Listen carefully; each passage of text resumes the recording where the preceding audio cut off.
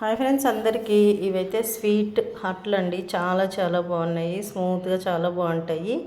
ఇవేంది ఇలా ఉన్నాయి అనుకుంటున్నారా? అవునండి, ఇలా వేసుకొని తింటే కన్నా పిల్లలకు కూడా పెద్దలు చాలా బాగుంటాయి. ఇది ఎలా తయారు చేయాలనేది వీడియోలోకి వెళ్ళిపోదాం, చూసేద్దాం రండి ఫ్రెండ్స్ అందరూ.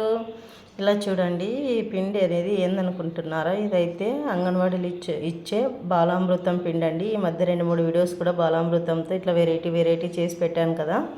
ఇట్లా వట్టి పిండి ఇస్తే పిల్లలు తిన్నారు, ఇట్లా ఏదో ఒక ఐటమ్స్ చేస్తే చాలా బాగుంటుంది అనేసి ఇక్కడైతే నేను మాకు కావాల్సినంత బాలామృతం పిండి అయితే తీసుకున్నాను. చూడండి ఫ్రెండ్స్, చాలా బాగుంటుందండి. ఇది హెల్త్కి చాలా మంచిది కదా.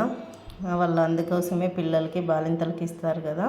అది అందులో స్వీట్ ఉంటుందండి, కొద్దిగా కొంచెం సాల్ట్ వేయాలి, ఎక్కువ కాదు, లైట్గా అట్లా సాల్ట్ వేస్తే కూడా చాలా మంచి టేస్ట్ వస్తుంది. అందుకోసం సాల్ట్ వేసి ఇదంతా అయితే ఇలా కలుపుకోవాలన్నమాట. చూడండి, అంతా వంటలు లేకుండా కలుపుకోవాలి. ఇలా అట్టు వేసుకుంటే కన్నా చాలా బాగుంటుందండి. చిన్నపిల్లలు కూడా దాంట్లోకి ఏం లేకపోయినా కూడా ఇలా అట్టు తిన్నా కూడా చాలా హెల్తీగా ఉంటుంది. ఇట్లా పొడి విస్తే పిల్లలకి గొంతుకు అడ్డం పడుతుంది కదా, తినడానికి రాదు. అందుకోసం ఇలా దోశలాగా ఉంటుందన్నమాట. అదే పిండితోనే ఇట్లా దోశలాగా వేయాలి. ఇలా చూడండి, కొద్ది వాటర్ వేసుకుంటే మనం దోశ పిండిలాగా కలుపుకోవాలన్నమాట. అది వంటలు లేకున్నట్లు దోసపిండిలాగా అయితే కలుపుకోవాలంతా మొత్తము.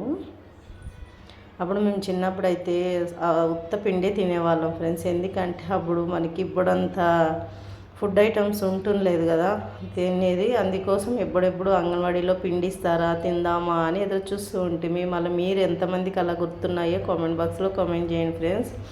ఇప్పుడైతే ఇట్లా అంగన్వాడీ పిండి ప్యాకెట్లు ఇస్తారు. అప్పుడైతే చిన్న గ్లాస్తో రోజుకు ఒక గ్లాస్ పెట్టేవాళ్ళండి. ఆ గ్లాస్తో ఎప్పుడెప్పుడు ఇస్తారా తిందామా అని అదే పనిగా దానికోసం చిన్న పిల్లలప్పుడు అనమాట. అప్పట్లో ఇంట్లో ఫుడ్ సరిగ్గా ఉండదు కదా, అందుకోసం ఇది పిండి ఇస్తే తిందామన్నట్టు ఎదురు చూస్తూ ఉంటామన్నమాట. ఈ పిండిని చూస్తుంటే ఇప్పుడు నాకైతే గుర్తుకొచ్చాయన్నమాట. కానీ ఇప్పుడు పిల్లలకి ఇన్ని రకాలుగా చేసి పెట్టినా కూడా తినరు కదా, అందుకోసం అయితే అవన్నీ గుర్తుకొచ్చాయి నాకు. ఇలా చూడండి, మంచి దోసపిండిలాగా కలుపుకోవాలి.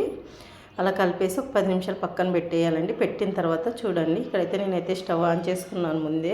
ఇక్కడ స్టవ్ ఆన్ చేసేసుకొని చిన్న అట్లలాగా వేసుకోవాలి. చూడండి, ఇలాగా చిన్నగా అట్లలాగా వేసుకుంటే చాలా బాగుంటుందండి. చాలా టేస్టీగా చాలా బాగా వస్తాయి.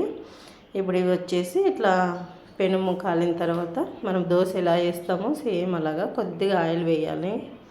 మనం పిల్లలు తినాలనుకుంటే లైట్గా ఆయిల్ వేసుకోవాలండి, అంతే. ఇలా చూడండి, ఈజీగా వచ్చేసాయి. చూడండి, పెనము కూడా అతుక్కోలేదు.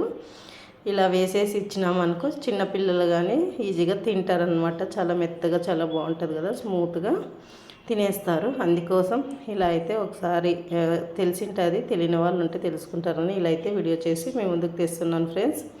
ఇలా చూడండి, ఇలా తీసి పిల్లలకు ఒక 2 ఇచ్చేసినామంటే కడుపు నిండిపోతుంది అనమాట. చాలా బాగున్నాయి. ఇలా చూడండి, వేసాను నేను ఇంకాను. అలాగే మీరు కూడా ఒకసారి ఇలా ట్రై చేయండి ఫ్రెండ్స్. ట్రై చేసి ఎలా వచ్చినాయి అనేది కూడా కామెంట్ బాక్స్లో కామెంట్ చేయండి. ఇలా చూడండి ఫ్రెండ్స్, చాలా బాగుంది. ఉత్తదే తినచ్చు, ఇంకా ఇందులోకి ఏంది అవసరం లేదండి. తప్పకుండా కామెంట్ అయితే చేయండి ఫ్రెండ్స్. అలాగే ఇలా ట్రై చేయండి ఒకసారి మీరు కూడా. అలాగే మన ఛానల్ మీకు నచ్చినట్లయితే లైక్, షేర్, సబ్స్క్రైబ్ చేయండి ఫ్రెండ్స్ అందరూ.